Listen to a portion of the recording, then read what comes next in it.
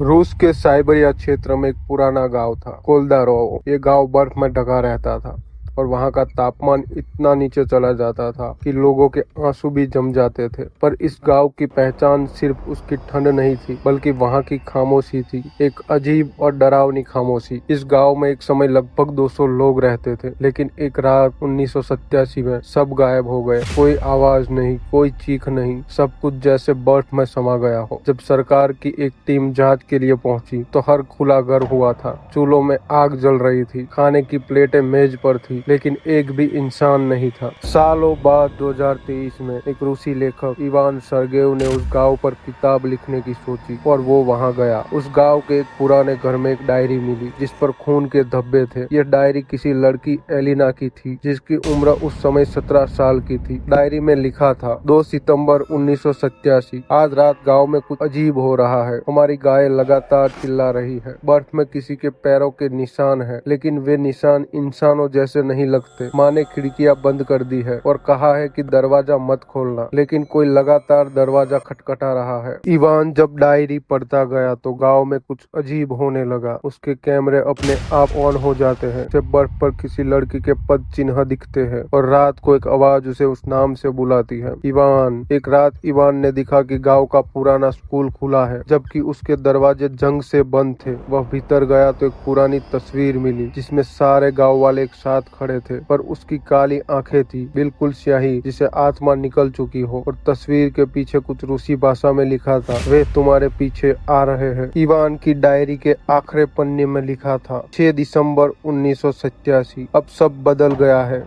गांव के लोग इंसान नहीं रहे, उनकी आंखें काली हो चुकी है और वे रात में बर्फ के नीचे चलते हैं। वे मुझे ढूंढ रहे हैं। मैं ये डायरी छुपा रही हूँ। अगर कोई इसे पढ़ रहा है, भाग जाओ, मत रुको। इवान जैसे ये पन्ना पड़ता है कि कमरे की खिड़की अपने आप खुलने लग जाती है। बाहर एक परछाई खड़ी है, लंबी, बिना चेहरे, लेकिन आंखें ये काली, और वही धीरे धीरे कहती है, इवान, डायरी मुझे दे दो। अगली सुबह स्थानीय खोजी दल गाँव पहुँचता है। उन्हें इवान की गाड़ी दिखती है, उसके कैमरे दिखते हैं, उसकी डायरी, लेकिन इवान कहीं नहीं मिलता। सिर्फ एक नई लाइन डायरी में जुड़ी होती है जो लाल स्याही में है। अब वह भी खामोशी का हिस्सा बन गया है। और उस दिन के बाद कोलदारोव में फिर बर्फ में किसी के पद चिन्ह दिखे गए, इंसानों जैसे नहीं, लेकिन रुकते नहीं है।